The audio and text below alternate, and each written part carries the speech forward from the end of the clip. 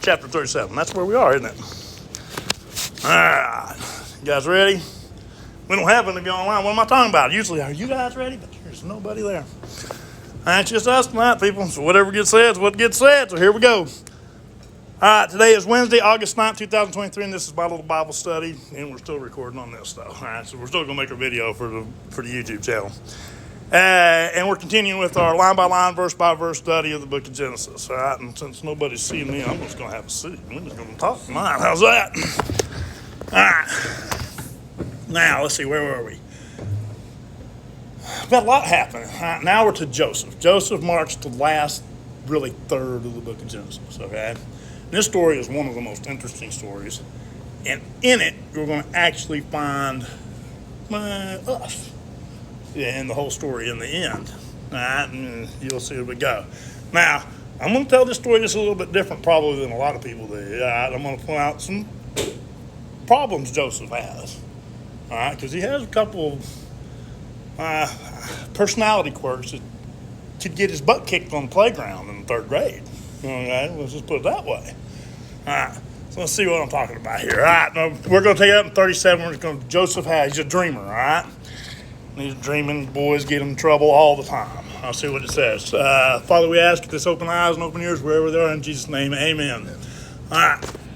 37 verse 1, and Jacob dwelt in the land where his father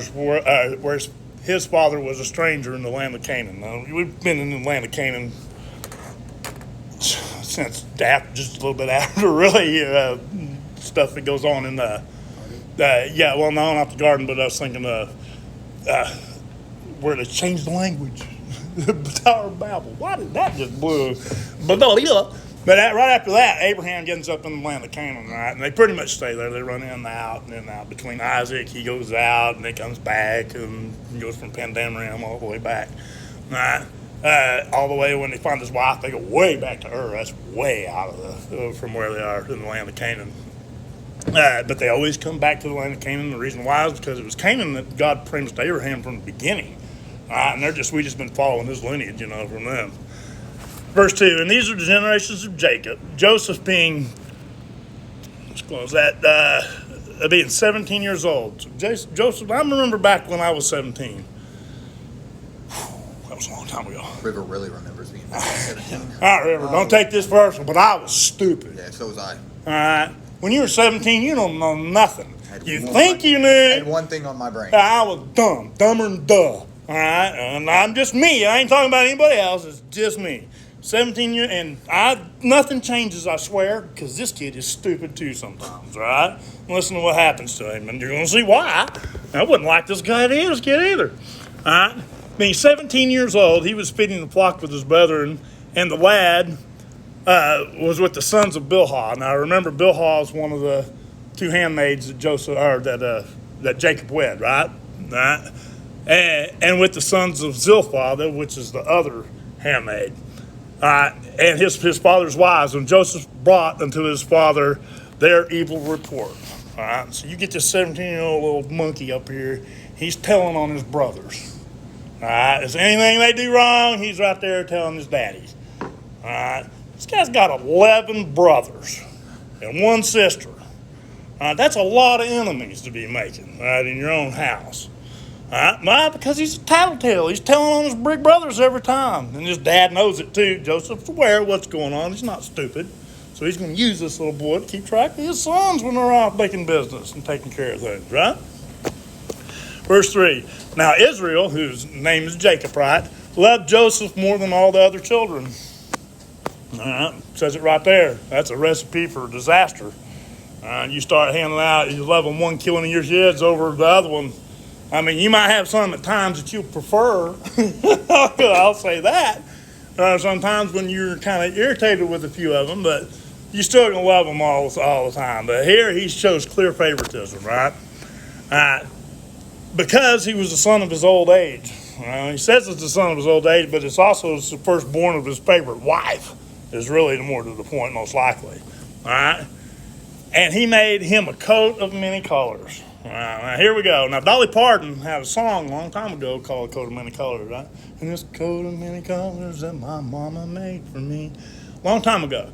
And the theme of the song was that they were really poor, and all she had was some scraps. So she made her daughter a coat out of all the scraps, and it was a lot of different colors, and then related to just like it was Jacob. All right, well, that don't have nothing to do with the Bible. All right, and it's not even a part of what's going on. All right, this coat of many colors here signifies something. It's not that these people were poor. All right, remember Abraham, they were envious of Abraham and of Isaac and of Jacob. They are envious of them. Even the nations that were the kings were of their wealth, all right? So it had nothing to do with being poor. That was just a woman doing the best she can with what she had. She spun a wonderful song. I love Dolly Parton. She's an amazing singer, all right? All right, but what this coat signifies is you got to remember what the colors are. Remember the temple colors, red, white, and blue. You got a little bit of a little bit of yellow, a little bit of purple in there. All right, this coat signifies that Jacob has chosen Joseph as the leader of their people. The person who will receive the blessing. The blessing, right. This coat has nothing to do with poverty. This coat has to do with everything. Jacob is pointing out who the heir is with this coat.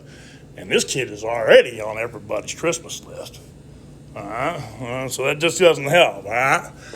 And when his brethren saw that their father loved him more than all their brethren, they hated him, all right, and could not speak peaceably unto him. All right, they just want to kick the living shit out of him. Every time they see him, he comes walking up with a tattletale, tell Dad everything we're doing.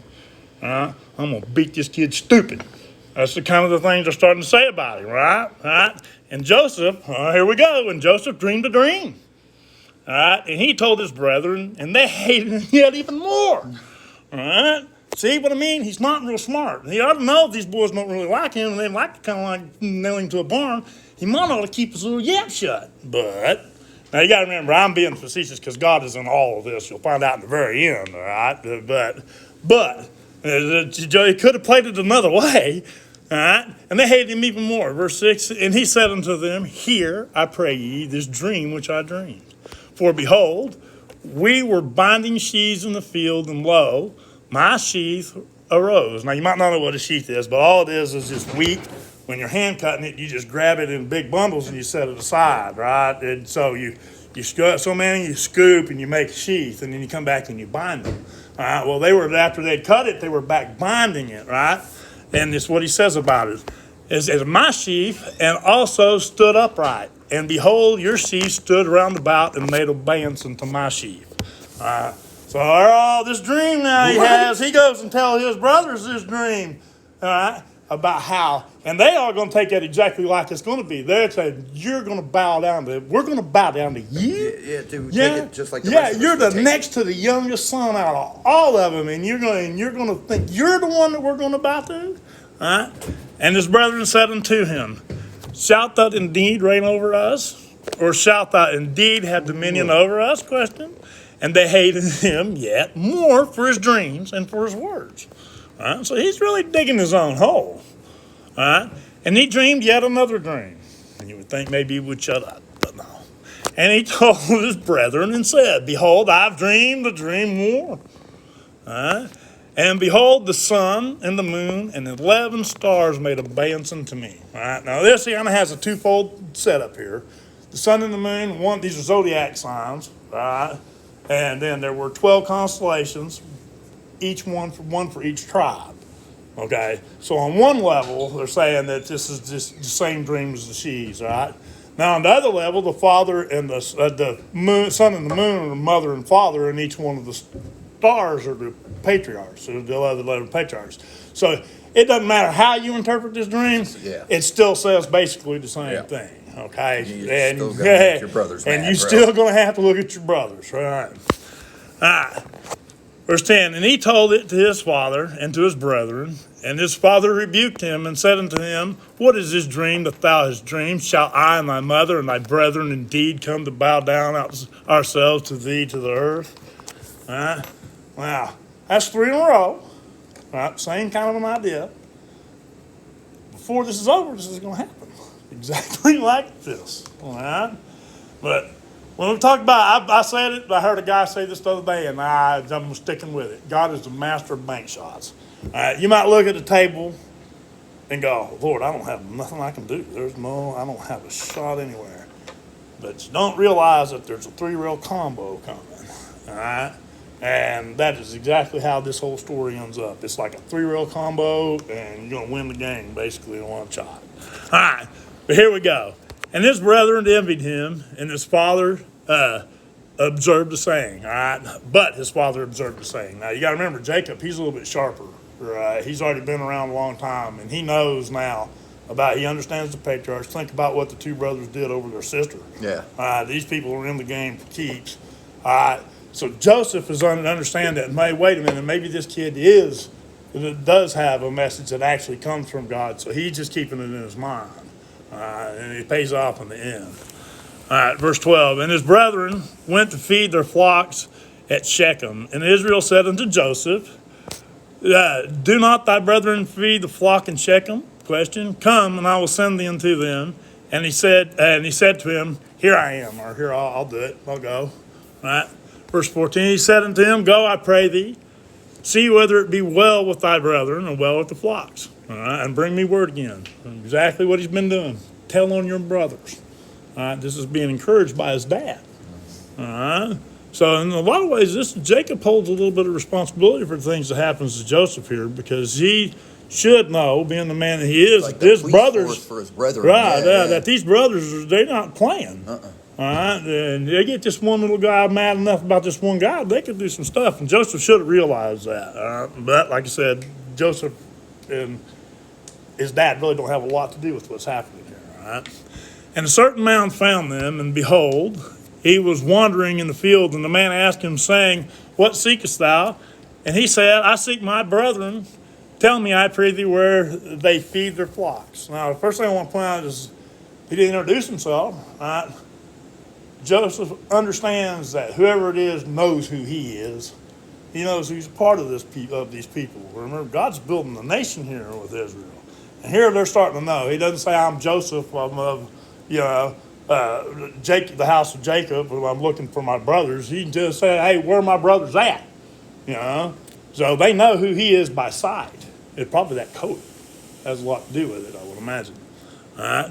And the men said, they departed thence, for I heard them say, let us go to Dothan. And Joseph went after his brethren and found them in Dothan. Verse 18, and when they saw him afar off, even before he came near unto them, they conspired against him to slay him. So these boys are ticked off enough, they're willing to kill their brother. Some real Cain and Abel stuff going down here. Listen to what it says. And they said one to another, behold, this dreamer cometh. Come now, therefore, let us slay him and cast him into some pit. And we will say some evil beast has devoured him. And we will see what will become of his dreams. All right, so they're flat quoting those dreams, so you can tell what's eating on them real good. All right, 21. And Reuben heard it. Now you got to remember, Reuben is the firstborn. He's the eldest son out of Jacob. All right, and it's Leah's first son. All right, so he's basically been around. He's matured a little bit more than some of these other guys who are varying in ages all the way down to 17 and younger. All right, and Reuben said unto them, shed no blood, but cast him in this pit that is in the wilderness, and lay no hand upon him, that he might rid him out of their hands to deliver him to his father again. Really what he's saying is, look, don't try and kill him, because if you mess it up and he runs back to dad, we've had it, is really what he's concerned about. All right? Verse 23, and it came to pass when Joseph was come unto his brethren, that they stripped Joseph out of his coat of many colors that was on him. Right? So you see really what's really irritating them. Right? Think about how much money this guy's worth. He handled everybody who saw Abraham was envious of Abraham for Sarah and for Abraham's wealth. All right? Isaac inherits all that and continues to be prospered. All right, and go on to Jacob. He inherits all that and continues to be prospered. All right, so right now, when you're talking about this family, you were talking about an immense amount of wealth that's just there with them, walking around. No real home, hanging out in Canaan. All right, Think about that. Well, all these things about Joseph being killed, and think about what they're really getting at. This is our inheritance. This kid is taking our money. All right, and that's really the bottom line for what's going on with why they don't like him. All right, and he hands, because of the coat, he then inherits everything. All right, so and they sat down to eat bread, and they lifted up their eyes and looked, and behold, a company of Ishmaelites came from Gilead with their camels bearing spice and balm and myrrh, going to carry it down to Egypt. All right, so Ishmaelites, all right, those are some of their relatives, far off, but they're still some of their relatives. That's out of Ishmael's bunch, all right, and Hagar. All right, now they got a camel caravan, which they're known for running through this region anyway. All right, and they're taking all this spice down, and they run onto these boys hanging out. Now listen to what goes on. And Judah said unto his brethren, now if this dude's going to become the king's line, all right, said unto his brethren, what profit it if we slay our brother and conceal his blood? All right, now think about it. Reuben's got a lot of money. Some of these other young kids, they're still fighting for their piece of the pie. All right, so Judah, who's one of the older ones, he's using this, I think anyway. He's using this idea, okay, they want to kill him, but we can get away from this bloodshed stuff. All right, so we're going to set this up for some money. All right, you're going to make a little bit of money on this deal. All right. Come, let us sell him to the Ishmaelites, and let not our hand be upon him. For he is our brethren and our flesh, and his brethren were content. So they're like, all right, Reuben and Judah, they kind of got his life saved, all right? And there passed Midianites, merchantmen. All right, now Midian, that's another one we know. That's right out of their family. These boys are getting cutthroat. Now, think about that. You got to remember, they may be out of the same family. These people most likely have never had met. Yeah, no, they're quite a bit of distance apart. And they might, they sure don't know each other personally. All right. So it's really Joseph is nobody to them, but just somewhere, right. But to them, it's no big deal. And they dwelt, and they drew and lifted up Joseph out of the pit and sold Joseph to the Ishmaelites for 20 pieces of silver, and they brought Joseph into Egypt. Now, the going price for a slave was 30. All right, remember, they were talking about profit. All right, so that gave them room. So these Ishmaelites are all over that. Oh, man, we can take this guy down here and we can turn some money real quick. Right. All right, so it made the sale for Joseph, get him in, get him out, and we don't have to deal with this stuff no more. All right, and Reuben returned into the pit, and behold, Joseph was not in the pit, and he rent his clothes. He was worried they'd freaking killed him. He was really getting worried about it. All right, and he returned unto his brethren and said, the child is not, and I, whither shall I go? And they took Joseph's coat and killed a kid of the goats and dipped the coat in the blood. All right, so they're covering up their little crime, right? And they sent the coat of many colors that they brought unto their father and said, this have we found now, known now whether it be thy son's coat or not. And he knew it and said, it is my son's coat, and the evil beast hath devoured him. Joseph is without doubt rent into pieces. And Jacob rent his clothes and put sackcloth upon his loins and mourned for his son many days. And all the sons and all the daughters rose up to comfort him, but he refused to be comforted and said, for I will go down into the grave unto my son mourning. Thus his father wept for him. And the Midianites sold him in Egypt to Potiphar, the officer of Pharaoh's, the captain of the guard. Now, Potiphar running a prison for Pharaoh, among other things. All right. So you get Joseph now down into Egypt. Now, this is where Joseph played this huge role. Yes, this is where Joseph, is everything is doing Joseph. Now, you got to remember, the brothers think they've sold Joseph. They think they're rid of him. And they think they're rid of him. But in reality, God is putting Joseph in Egypt for a reason. An extreme point of power, too. Well, let's just go on. We got a little more time, so we're done. All right. Now, we got an inserted chapter here. Now we're going to get back to Judah. All right, this is another one of those stories you don't really hear too much in church. All right. And you're going to find out why.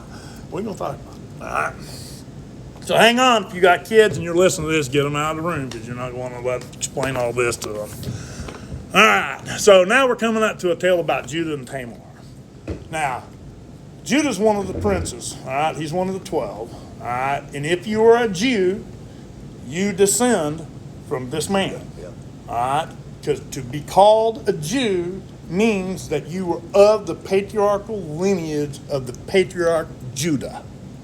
All right, now this is where people just flat drop the ball on Israel. Just flat drop the ball. Because they try to look at Israel and they try to put 12 tribes into the southern kingdom. But what you forget that it was in some, I don't know that we had some kings, right? You had Saul was the first one, then David, right? Well, David had a son named Solomon. All right. Solomon's known for being wise, but when push comes to shove, Solomon drops the ball. All right. Now, he's really worldly wise, that's for sure. But spiritually, he drops the ball. He has a whole bunch of foreign wives, which he's not supposed to take a foreign wife if he's the king. He's not allowed to. It's just too much political interference coming through the bedroom. All right, but he does it anyway, and that doesn't. Yeah, and he doesn't. That's not what gets him in trouble. What gets him in trouble is that he allows these women to build these temples of these gods. And then Solomon himself, who was blessed by God more than any other, goes and bows his knee in the temple. And this God doesn't tolerate. And that's when he sends Elijah. Remember, Elijah takes the coat, and he takes the new coat, and he divides it into 12 pieces, and he gives 10 of them to Jeroboam. And he tells Solomon, because of your father David, I'm going to allow you to keep the couple. All right? And that's when Israel gets split. All right? Well, Israel is not rejoined at this time. All right? But yet, the southern kingdom is reborn. But you still have 11 other tribes out there. All right? All in the world, all doing just fine. All were reborn as a nation right after their desolation. All right? Judah's the last house that goes into captivity. The last one, they're the last one that comes out. So that means all 11 were reborn before the house of Judah ever was. All right. But it's because we don't understand the book of Genesis and understand these patriarchs and what these words actually mean that we often get lost and when we look around and we get confused. Because when you start dealing with prophecy now, you'll see that prophecy is broken down into two ways when it comes to Israel. It is either the house of Judah or it is the house of Israel. All right.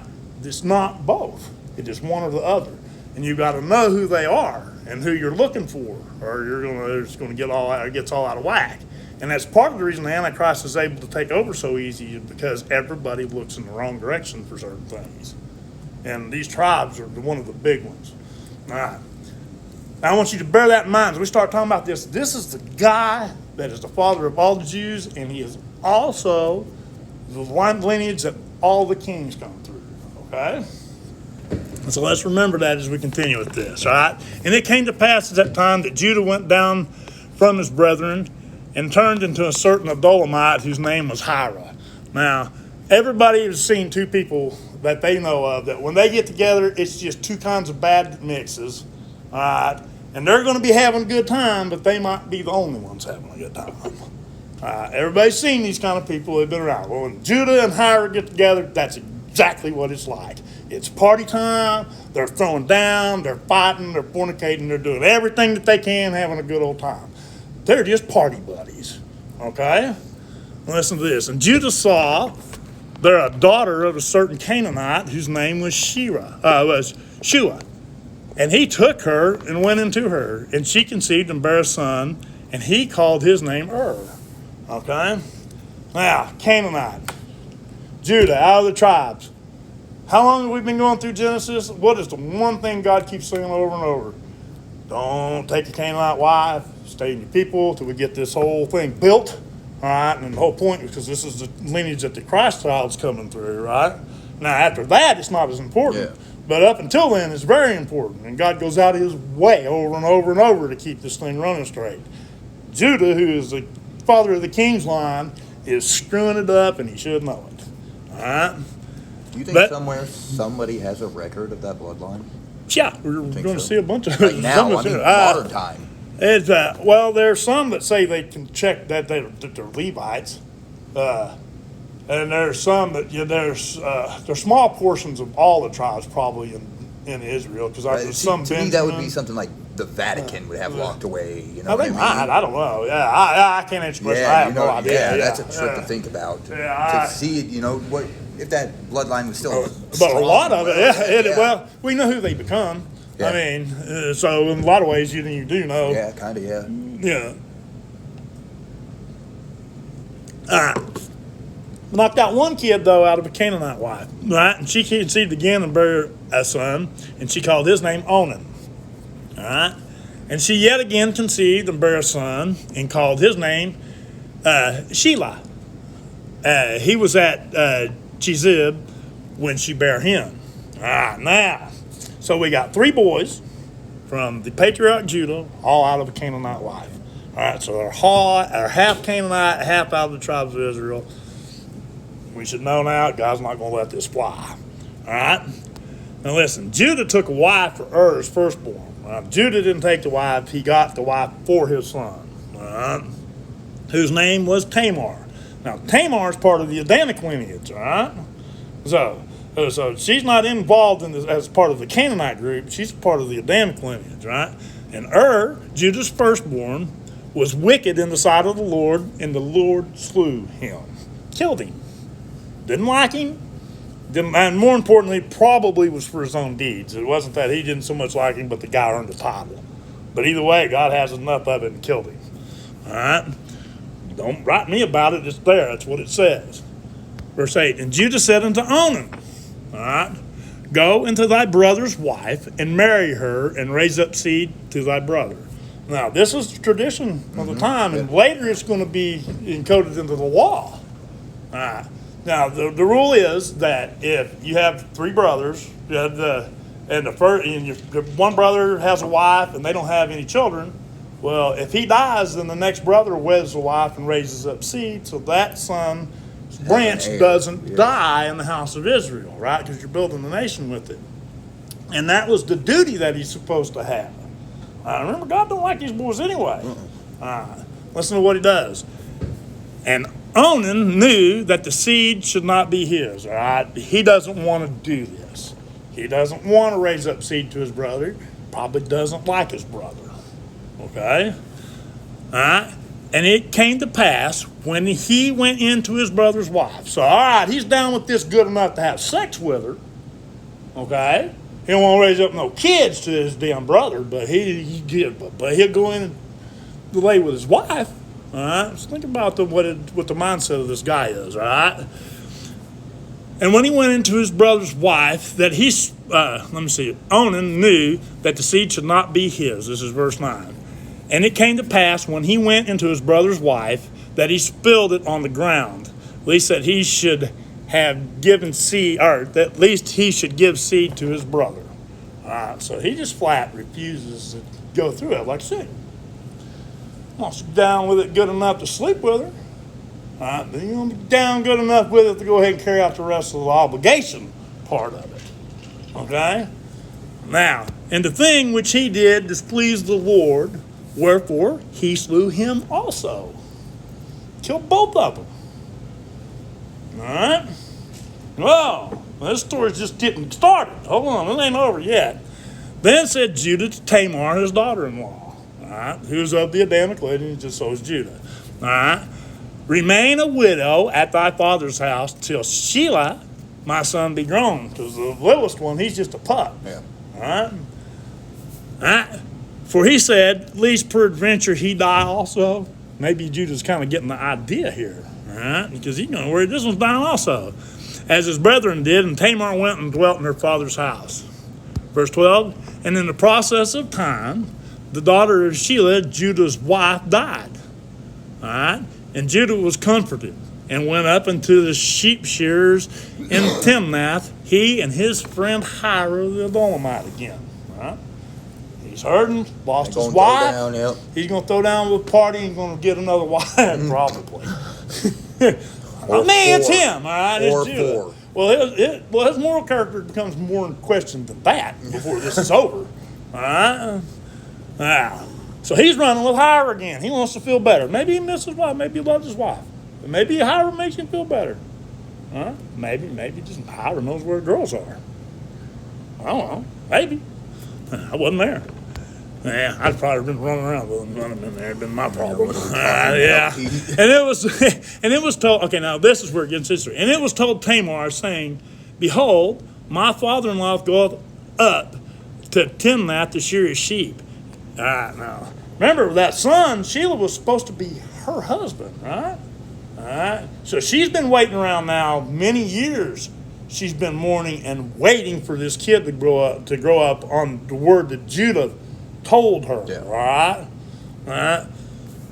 Now, Tamar does this at verse 14. And she put her widow's garments off her when she heard this, all right? That Judah is up here shearing sheep, and that he tells it next. For she saw that Shelah was grown, and she was not given unto him the wife, right? The boy that she was supposed to. He's grown now, and nobody come to tell her that there's time for them to get married. So this girl's thinking on her feet, all right? And Judah saw her. All right, listen to what. Let me start. Let me go back to verse 14 because I messed it up. And she put her widow's garments off of her and covered her with a veil and wrapped herself and sat in an open place, all right, which was by the way to Tamar. For she saw that Shelah was grown and she was not giving him the wife. All right, so what's she done? She's been mourning. She's put away her mourning clothes and she's veiled her face. All right, what she's doing is she's dressing up as a prostitute. Okay? Yeah, that's all right. No, you can laugh. It's funnier than it can be. All right? Now, here's the kicker about prostitution in the Old Testament. Okay, it's not like the streetwalker you see today. You know, she's making money or whoever's running her is making money. Well, in this time, a prostitute was working for a temple. All right? They were a part of temple services, not the Jewish temple, but the Hittites and the Canaanites and the things like that. Because like Ishtar, the requirements of Ishtar, which was a fertility cult, right? You had to present yourself once a year at the temple as a temple prostitute, male or female. If you were a part of the Ishtar cult, you presented yourself once a year as a prostitute for the temple.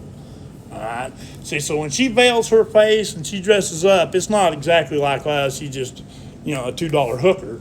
She's dressing herself up as a temple prostitute.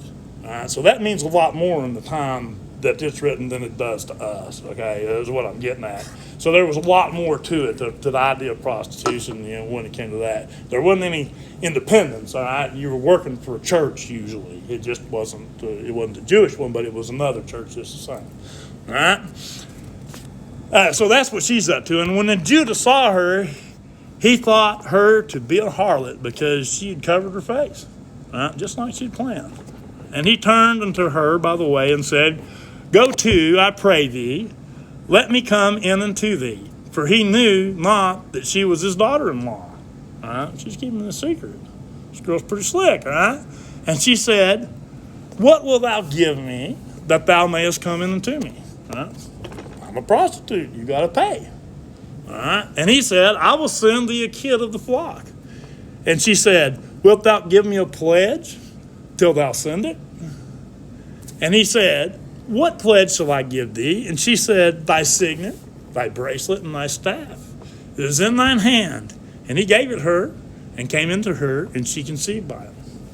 All right. Now, what's she got? Smart. All right, she set this up. I can't think this fast. All right, she knows he ain't got nothing on him to pay her. So she sets this up from the beginning because she wants that signet. She needs that dang ring. All right, because she's going to continue the actual house of lineage the house of Judah with this trick. All right, and she needs that ring to pull it off, and that staff. All right, the bracelet, it says bracelets, I know, but it's probably the chain that the signet hung on.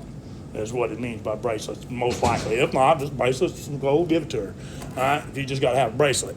All right, and she arose and went away and laid her veil from her and put on her garments of her widowhood. So she went back to mourning again as soon as she's done. Okay, and Judah sent a kid by the hand of his friend the Adulamite, Hira. All right, and received his pledge from the woman's hand, but he found her not. Then he asked the man of that place, saying, Where's the harlot that was openly by the wayside? And they said, There's no harlot in this place. And they returned to Judah and said, I cannot find her. And also the men of the place said there was no harlot in this place. And Judah said, Let her take it to her, lest we be shamed. Behold, I sent this kid, and thou hast not found her. He's worried if we keep pushing this, we'll find out what I did. And that's what he's really saying. if we push this too far and try to find this ring, I'm going to find out I'm at the bottom of all of it. That's what he's worried about, all right? All right? Because he's under some penalties for what he did, all right? And it came to pass, about 3 months after, first trimester's over, this girl's starting to show a little bit, right? All right? Tamar, that daughter-in-law, had played the harlot also, and behold, she was with child for her whoredom. Woo! They're telling Judah that, right? What's this little punk say? Judah said, bring her forth, let her be burnt. Yeah! That's some clanking when you're walking. Really? Bring her forth. He did this stuff, but he gonna burn her. He don't know who it is. We ain't doing it. Yeah, he doesn't know who it is. All right? Listen, and when she brought forth, she sent to her father-in-law, saying, by the man who these are, am I with child? And she said, discern. I love that, discern. See if you can figure this out, Goofy. I pray thee, whose these are? The signet and the bracelets and the staff. Well, who belongs to these? He knows exactly whose that is. And now he knows he is caught. All right, now remember, she's pregnant already. Now Judah acknowledged them. He didn't acknowledge them like he was going to say, he couldn't. She stole them. Yeah, and magic pregnant. Yeah. No, he has to acknowledge it, and so he does. All right. She hath been more righteous than I. So he actually kind of coughing up the facts, right? Okay, what she did, sneaky, but she was the one that was righteous. Okay, why? It's because it would have been Judah, after the third son dies, that would have had to take Tamar, all right? And then you would have had the line continue just exactly like it was. But she got slighted by Judah, so she paid him back. All right? And doing that, she's mother of the house of Israel, or one of the houses of Israel. All right?